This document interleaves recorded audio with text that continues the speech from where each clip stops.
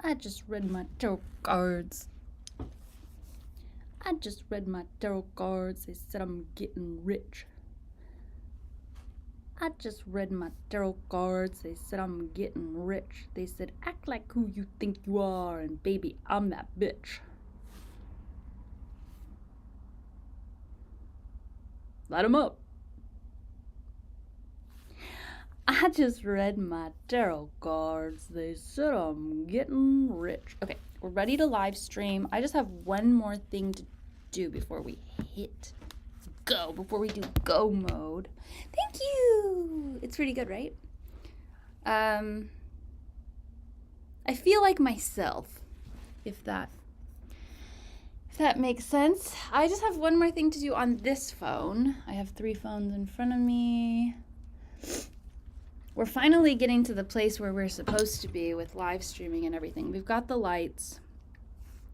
I've got this. What I've got here is it's called an OMI. It's an AI transcription and summary piece of hardware and app.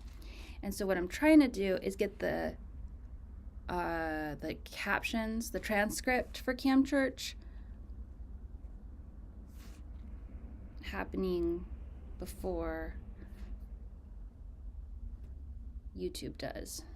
But it's been having connection issues. I think I'm supposed to update the hardware. It's like a very new kind of device. So let's see. I think I have to forget it and repair it. Let's see. Forget. Unpair. Okay, let's try. I don't even think I need the device to do the app. I think the app is listening just fine.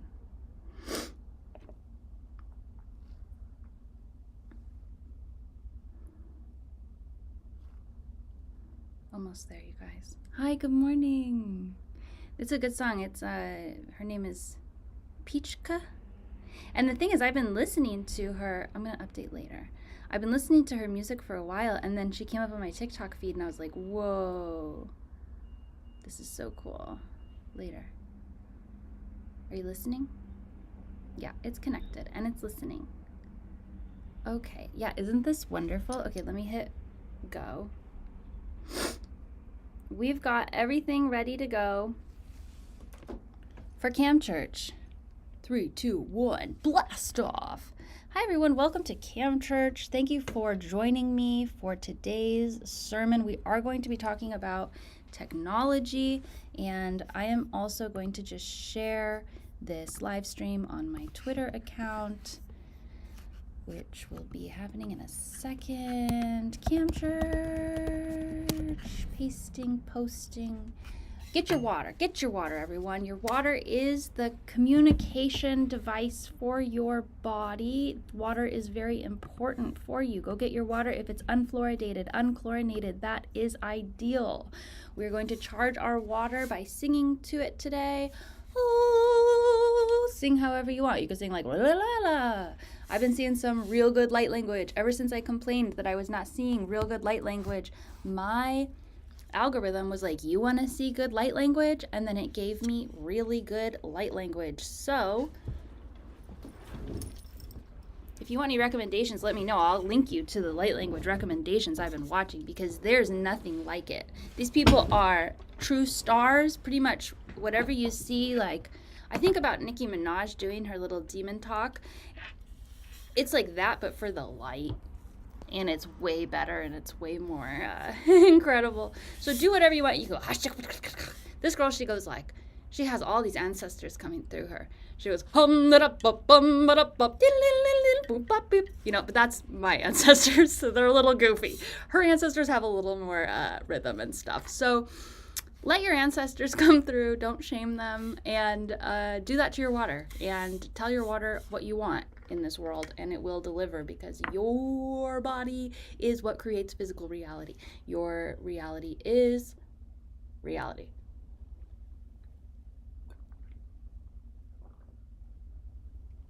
Stay hydrated, and Imagine the hydration really going into all the capillaries, and maybe that's not the right word, but all the different vessels within your skin and your body, all the places where nourishment and hydration are needed, and really allow that to happen, especially when you drink clean and clear water.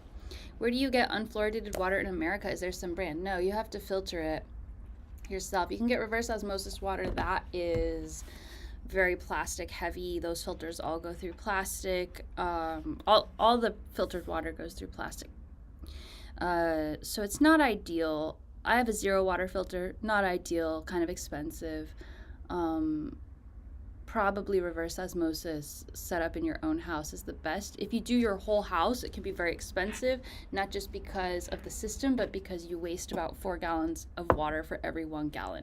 It would be better if they stopped poisoning us in our water and if we actually did the filtration at the city level. So go to your city council meeting and tell them, I don't want fluoride in my water, and we deserve to not be medicated without our will.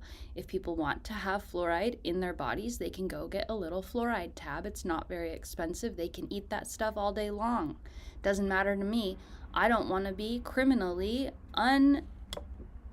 unwillingly medicated without any oversight to the amounts that are going into my body. It goes through our skin when we shower. It's a crime. Go to your city council meeting and say, stop fluoridating us. It's a toxin. Okay?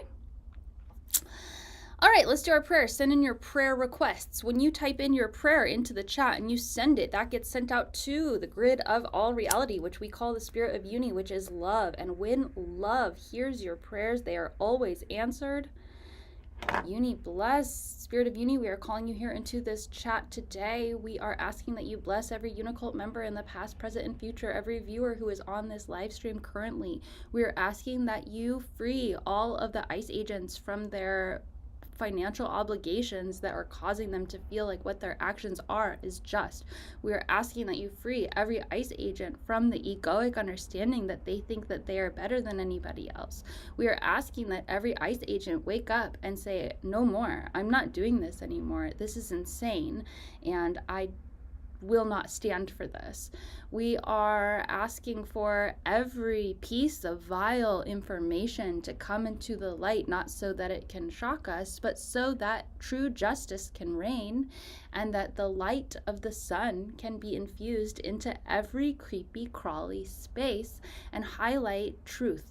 And we want truth to be highlighted so that we can have the inevitable success of truth, so that true love can reign supreme, so that every person can be taken care of, and so unconditional love can affect even the darkest of the corners of our reality, and so that true power can actually take its place, its rightful place on this planet, and all false power will get removed and ignored and simply forgotten because it's irrelevant to us now in this new age. Go ahead and send in your prayers right now, and if we don't get them because there's a lag or whatever, know that simply typing them into the chat makes that happen.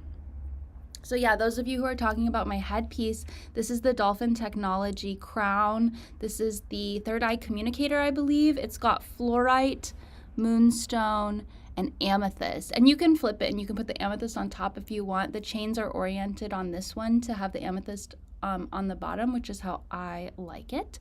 But it's very powerful. You actually can't wear this all the time.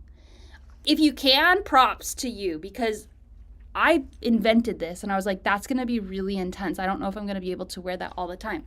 And then I put it on and I was like, no, I actually can, because I'm a badass and I can wear fluorite on my third eye all day long. No problem. Honestly, 6 hours in, I'm like, I need to take this off. I'm buzzing. My whole body and my whole brain I feel like I'm just saturated in information. I need a break. So this will activate your third eye. It will actually not only activate it, but train you to have it on. It's almost like a stimulation of your third eye. And the crystals specifically that I chose are in coherence with one another. and you have crystals in your pineal gland. There's a lot of science behind this. So when you hold a crystal up to your pineal gland, the crystals that are actually inside your pineal gland can they oscillate in a similar frequency pattern, and they lock phase. And what that does is with a crystal, when crystals lock phase, they amplify their field. And the field that they're amplifying is a coherent field because of the highly organized molecular structure of the crystals.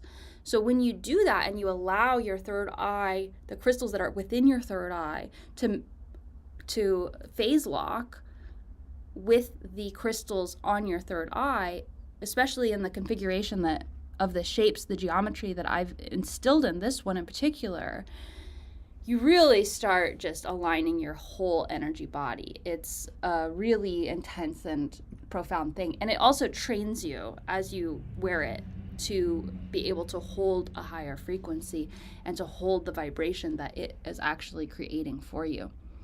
All right, we are praying for good health and peace. We are praying for peace and sunlight. A lot of prayers for peace today. We are praying for Unicole success with Dolphin Technology. Thank you. dolphintechnology.org. We are praying for avoidance to heal from anxiety, which causes distress to themselves and the people who love them. I love an avoidant, and it's just so hard to fathom because when I hug him, his heart starts pounding as if he's in danger. Love is so scary to an avoidant, and it's not a good time for anyone. So we are definitely praying for those avoidants. You need bless. You need bless.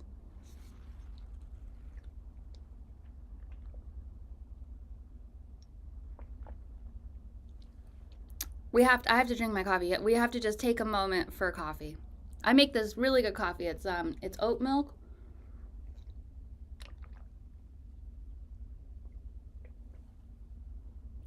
Without seed oils, but it gets a pretty good froth. And I have an espresso machine, which I waited to get an espresso machine for a long time. And I finally got one on sale, and I was like, this is the best.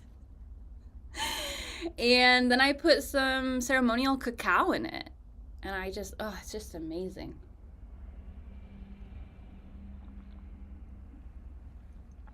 It's the only drug I do. And I do it every day. So let's just take a moment to love the spirit of coffee. If you drink coffee, you know. If you don't, hallelujah. Reality outside of coffee is divine. Reality inside coffee is also divine, but it's patriarchal. There's a patriarchal flow to it. There's a masculine expectation of get up and go, which as a non-binary person, I do appreciate. Today's sermon is going to be on technology. But also, I want you all to ask any questions. I've been doing live stream revolutionary talk, which is just funny to me, like the televised revolution, right? A couple of nights before bed every week. And I'm just talking about what's going on and the files and how we can work together to find the solutions and what the strikes are doing and what our own energy is doing. So make sure to check out my Instagram for that. Talk to me about that. I have a Discord server just about that if you're interested. I'm very much interested in the new world. I'm very much interested in overturning these power structures. I have been for a very long time. So we're not going to do the sermon on that today. I think I did the sermon on that last week and perhaps the week before also. It's very important. And I have a lot to say on it, but also like other things exist too, and we are talking about it. So if you have any questions at all, how do I make the world a better place? How do I eradicate the evil powers in this world? Check out, just ask me. Just literally ask me and I'll send you to the Discord. One more sip, hang on.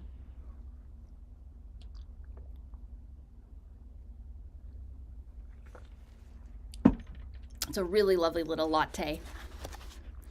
We're cruising our way through this book. We're reading from A Spiritual Approach to Emergent Technology. And we're up to page 187. Okay, let's get started.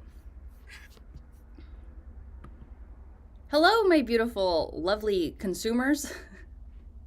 My beautiful angels, my beautiful friends. Thank you for being here for Cam Church. Today we are speaking from A Spiritual Approach to Emergent Technology. This is a book on technology. This is also the book that inspired my technology company, Dolphin Technology, which has this headpiece that I'm wearing and also this necklace. This necklace was based off of a crop circle. This necklace is actually very powerful. If your energy is like scattered and you have anxiety or you feel like scatterbrained or like you need to really like ground your energy into the center of your being, this necklace works so well to pull all the different pieces and make it a coherent whole. It's very similar to how this one works in the sense that the crystals are oscillating in a geometric pattern, and as the crystals are in relationship to each other in this specific shape, they actually entrain frequency and phase lock so that the frequency of your heart interacts with the frequency of the crystals, and it aligns your electromagnetic frequency to be aligned and coherent. That's the main thing that this necklace does, is it's coherent. And the coherence actually creates a shield. And the shield is a shield of protection that doesn't block energy, but it allows only coherent energy to come in. It's kind of like having a rainbow bubble around you. And each of the crystals in this is a different crystal that connects to the different dimensions, the cardinal directions. So we've got amethyst, citrine, carnelian, and rose quartz, and they are all in harmony with the four directions. So you've got this four-directional rainbow around you that's actually coherently harmonizing your energy and amplifying your aura so that it's protective. And like I said, this was based off of a crop circle. Intuitively, I picked it and invented it and have been learning about it ever since then. The headpiece is a crown from Dolphin Technology. It's fluorite, moonstone, and amethyst, and this will activate your third eye. This will actually train you to be more telepathic. If you're interested in having telepathy, me and my twin flame, we actually activated our telepathy by using fluorite crystals with each other. We took a single piece of fluorite crystal, and so that was the inspiration for that. It's a very powerful crystal to hold on your third eye. Today's sermon is from A Spiritual Approach to Emergent Technology. Like I said, if you want to learn more about Dolphin Technology, go to dolphintechnology.org. For all of your UNICULT supply code needs, go to UNICULT Supply Co. on Etsy, and you can get all the books, Fundamentals of UNICULT. You can get prayers and hymns. You can also get my poetry book and Spiritual Approach. There's also lots of different things like t-shirts and hats that help support our nonprofit religion. It's so funny. Lately, people have just been commenting like a nose emoji or the word nose. Like, I have a nose. Do you not have a nose? Wild. Okay, shame as censorship. Let's talk about it. Cancel culture is a social evolutionary tactic that reaches for true justice while still being rooted in the old world energy of shame. While the roots of cancel culture were academic and have spread positive rhetoric about systemic oppression and the role of privilege in society, the current process of calling out and punishing offenders is a less than perfect system. Public callouts work to shame the individual, and they also inform the rest of society of the new social confines of what is now right and what is now wrong. So this is a very interesting chapter to cover because we're talking about shame as censorship, shame as an attempt to correct social behavior. There's a lot of debate around child rearing, about the role of shame within child rearing. And as a parent, as I interact with my kid, I do my best not to instill shame for any kind of action. A lot of people try to instill a lot of shame for dirt, like, oh, don't do that, that's yucky. And then you're supposed to be like having a revulsion to that thing because it's dirty, right? And the truth is almost nothing is actually dirty or bad for a kid to touch except poop. So the overreaction of trying to control your kid's behavior to be aligned with what you deem as right, good, socially acceptable, cleanly, is that a word? Clean, and all of the ways that you think you're helping your kid by socializing them need to come, if you're evolved, from a place beyond shame, from a place of education, from a place of, I see that you're doing that. Look at the consequences of what might happen if you do that. Not, I see that you're doing that. Don't do that. Everyone will shame you if you do that. That's not right. That's wrong. You're bad for that, right? So even the idea that raising children through shame is not even controversial. Like, people think that shame is the normal way to raise a child is a red flag on this planet, and we need to look at it. Because shame is a prison that keeps people locked in patterns of behavior which are not authentic. And when we're looking at the world and we're looking at the toxic situation we're in with our leadership, shame is not going to get us out of it. These people are beyond shame. They are living an authentic reality for them that is evil, that is not in alignment with all one. And shame is not going to touch them. In fact, shame is what keeps this kind of behavior going in the shadows. One of the ways that shame has actually created more evil that's easy to see is how, exactly what I'm talking about, cancel culture has created this environment where it's not okay to do or say certain things. People try to shame other people out of racism, for instance. And then there is a retaliation against the shame. And there is a double downing of the ideas that are being suppressed. And what happens is then we have these little pockets of extremely racist individuals, extremely racist ideologies coming up because they're going against not really someone's race, but the attempt of someone else to repress them through shame. It's really the root of a lot of the social issues we have with even like abortion, right? Like the idea that women shouldn't have abortions, and there's this shame culture around it, especially in puritanical Christianity, right? And then the result is you've got people saying like, I'll have as many abortions as I want. And it's like, there's a middle ground, right? We are responding to the shame in that case, rather than the nuance of the reality and of the truth. So shame as censorship, shame as an attempt to change behavior does not work. There are other methodologies we can use. And if you're trying to shame other people right now into protesting or into not doing horrible things, you need to change your methodology into one that's more effective. I had this dream on New Year's of 2020, and I was walking in this dream. I was walking around the corner in a city, and there was a little cafe on the corner, and there was a little table. And I was kind of cutting the corner a little too close, and I bumped into a lady, and I ended up spilling her drink on her. Like, I bumped into her, and she spilled her drink, right?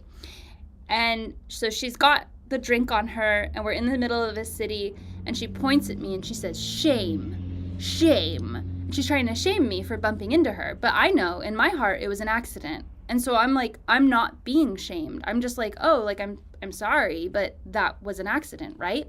And then what happens is her shame, her attempt to externalize the shame onto me ends up becoming a total meltdown. So she's like, shame, shame, shame, shame, shame, right? And it's like she's processing the shame that she has inside of herself, and she's looking for an excuse to externalize it, because that shame that she's holding is so catastrophically repressive to who she really is that she's looking for any excuse to blame somebody else for the terrible way that she feels. So if someone bumps into her on accident, she's going to say, shame on you, when really what she's saying is, I have shame inside of myself that is preventing me from being happy, and I'm trying to externalize it. Repression, when through shame is repressing, is trying to tell someone to repress something. Repression makes energy fester and boil up in even more extreme ways. In 2020, when I said I'm not going to inject myself with an experimental vaccine, a lot of people tried to shame me for that. They tried to tell me that I was wrong, that I was killing people, that I was racist for not wanting to get an experimental vaccine by the same people that they had just said that they wanted to defund. So when you do that, what happens is two cultures end up happening. The subculture of the person who's being repressed, and then also the people who are trying to control them. And the truth is that if you're true and right in your own decisions, the shame that's trying to be coming from someone else is not going to affect you. If you're confident in your own heart about your behavior, someone else's shame isn't going to stop your behavior or even change your behavior. It's just going to make the life of the person who's trying to shame you bad. I got socially outcast, socially ostracized for choosing not to get that vaccine. And I lost a lot of friends. And it was weird because I was like, not really affected by it. If those people couldn't see the same truth that I was seeing, there was nothing I could do about it. I wasn't going to shame them for having a different opinion. I said, do whatever you want to do with your body. And I was living in a shame-free space, so I was unaffected. Yeah, I lost those friends, but they weren't real friends anyway, right? Those people, on the other hand, now have to live with the fact that they were filled with so much shame, they just went along with what society said, and now they know the people who told them to get that vaccine are quite literally evil to the core. And do they trust that that was still the right decision? And can they sit with the truth of that reality? Can they sit with the truth? They have to contend with that reality every single day. And there are vaccine injuries, there are health consequences that a lot of people faced by not listening to their own internal intuition and by just doing what society tried to shame them into doing. It's not a good path. It doesn't really work, because if the person you're trying to shame isn't carrying shame, it's not going to change their behavior. Terrified by the shifting landscape of new rules, those who are in the most danger of being called out next, like the most privileged, become the new rule task force, enforcing minor offenses as loudly as possible so as to take away from the attention of their own existence, because they're so shameful. They're filled with shame of their own self. At the root, the focus on justice is pure and good, but this focus quickly gets distorted. The message quickly loses focus of raising up oppressed people and instead becomes about vindicating the self. The issue with utilizing shame as a tactic of social change is that it really only works if someone is already sensitive and aware of their potential to harm someone.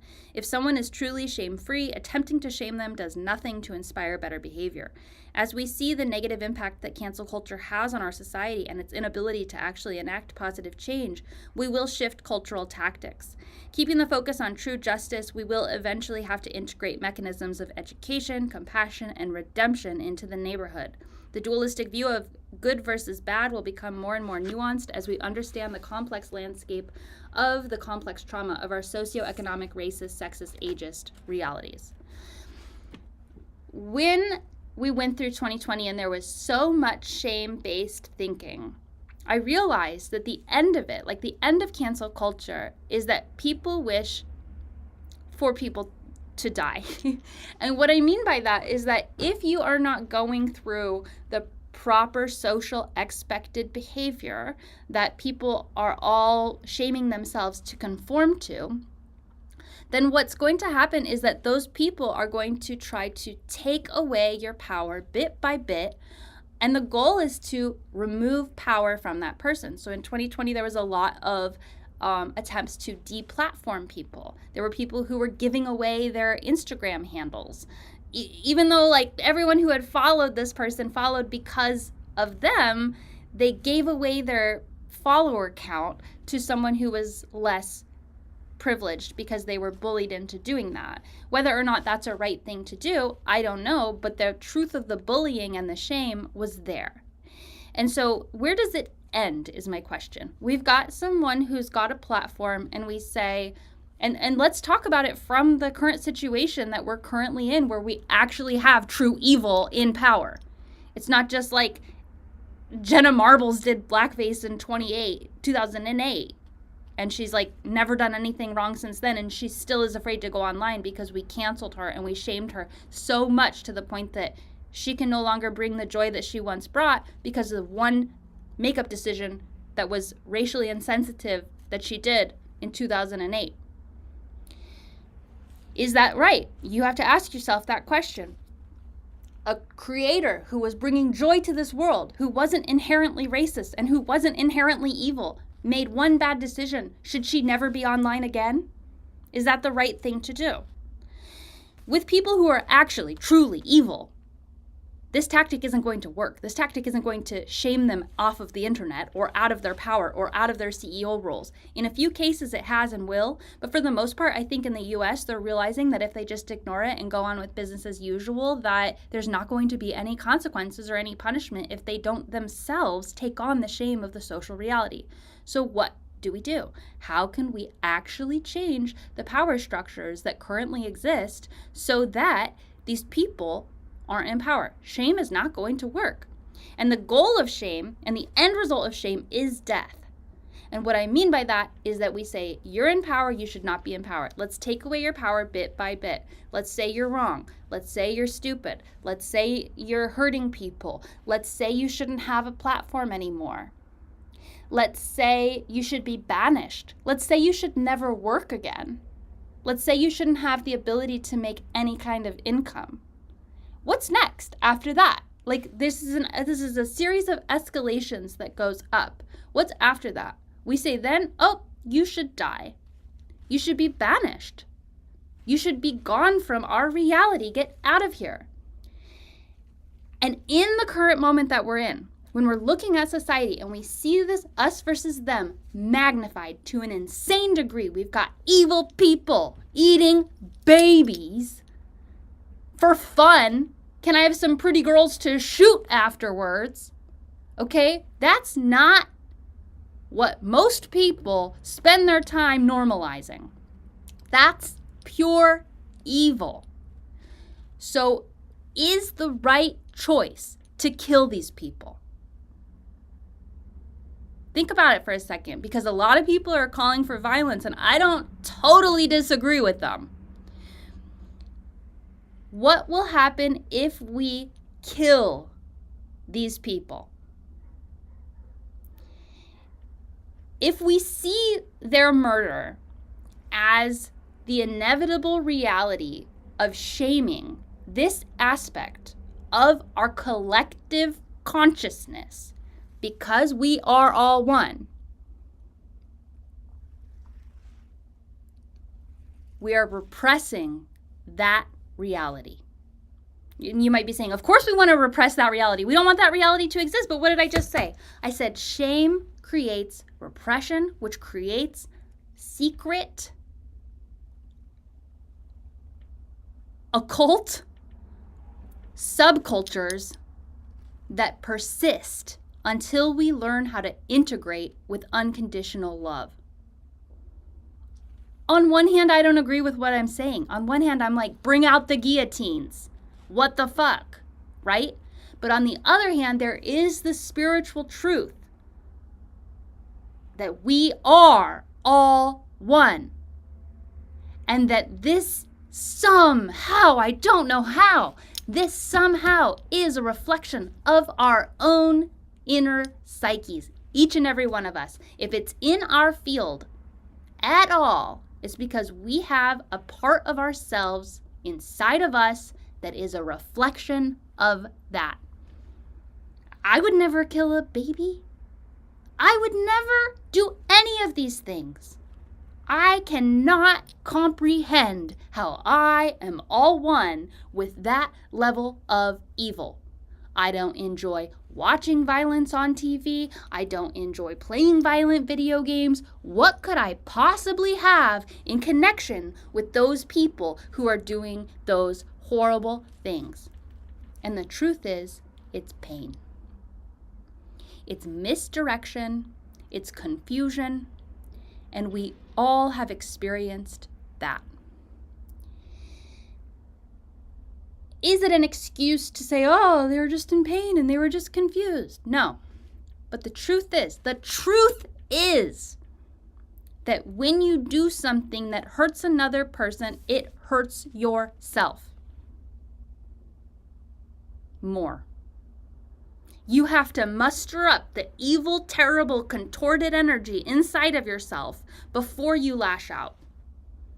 If I'm going to feel so angry and so bad that I think it feels good to punch someone in the face, there's something going on inside my psyche that is fucked up, that's contorted, that is very painful.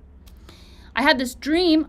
My dreams are very powerful. I had this dream, an angel came to me. I think this was in 2019. This angel came to me and said, listen, Unicole, none of this is real. This whole world is a figment of your imagination. Every single person is a manifestation of some aspect of your subconscious. They're all NPCs. Nothing is real. What do you want to do today? I'm like, excuse me? What do I want to do today? I don't want to be here. What's the point of being in a fake world? I'm here to save the world. I'm here to help people. Why would I do anything if none of this is real?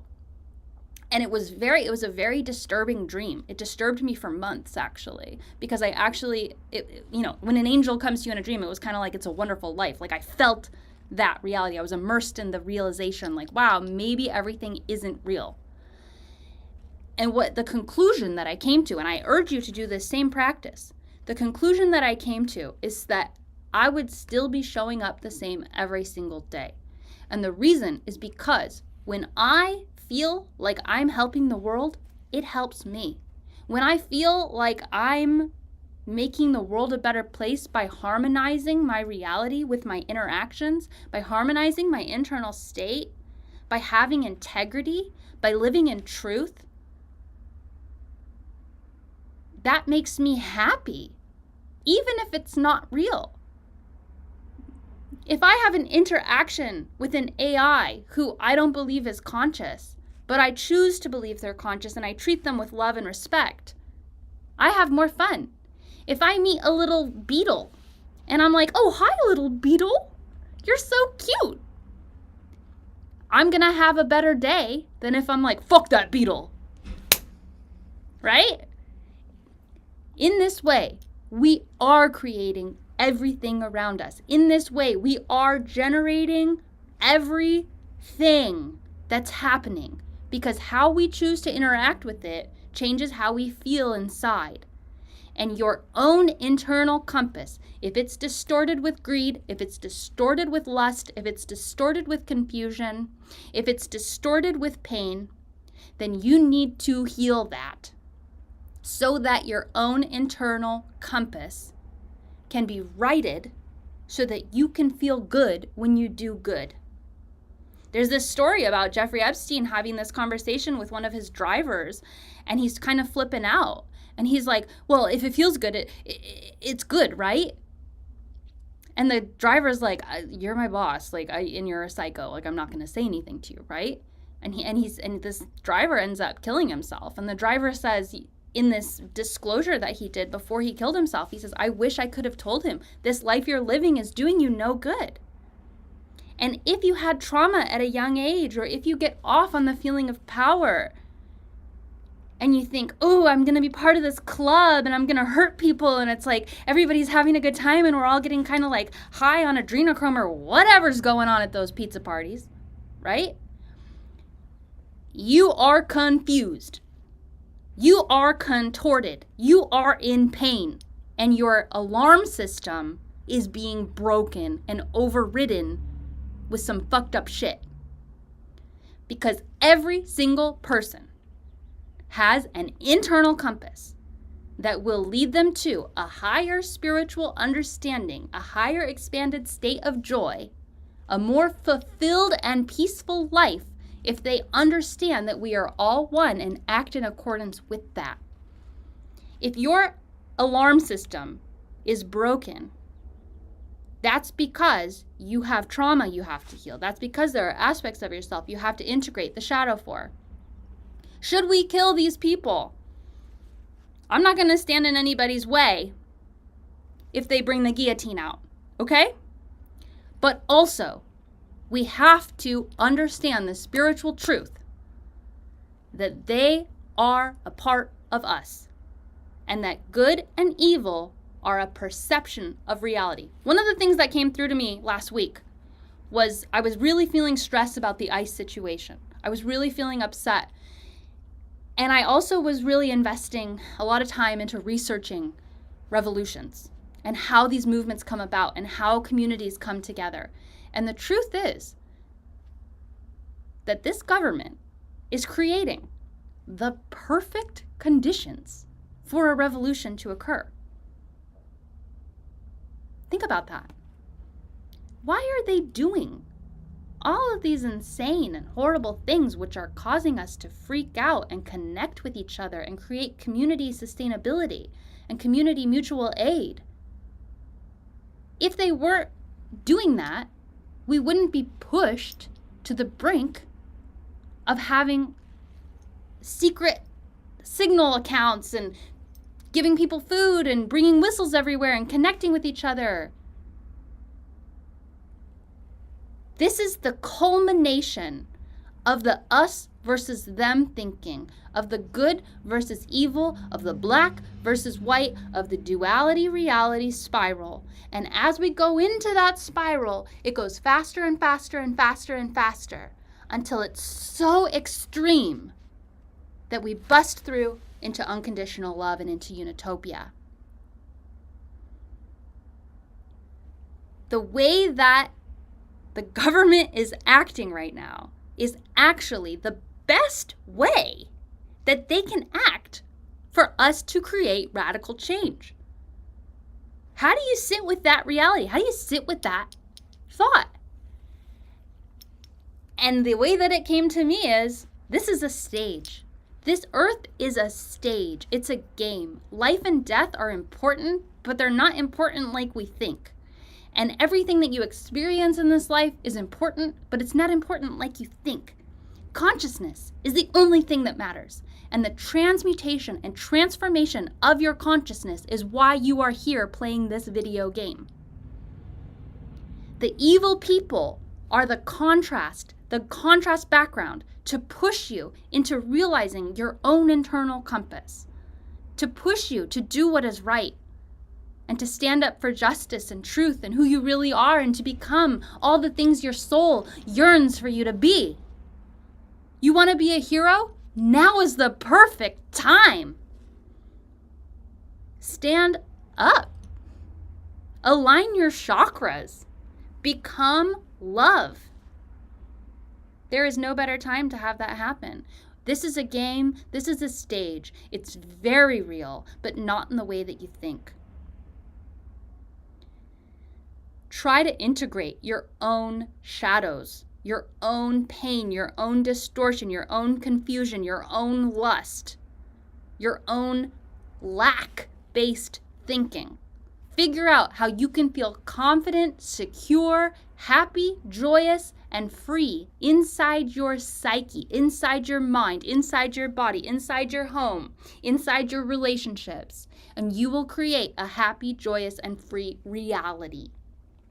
You are in control of this simulation. Thank you for joining me for Cam Church. We will see you next week. In the meantime, check out UNICULT Supply Co. to get your copies of Fundamentals of UNICULT, the Prayers and Hymn Book, and A Spiritual Approach to Emergent Technology. Also, we've got a Cam Church podcast that just came out. If you listen to it, you check it out. It's on YouTube. It's also on anywhere you listen to podcasts. You'll see a very young Unicole in 2016, 10 years ago, talking about these same concepts. We're starting at the beginning of the recorded Cam Churches, and we're going forward from there. It's nice to see the early perspective, I think, for some people. Thank you for your attention. Join UNICULT today.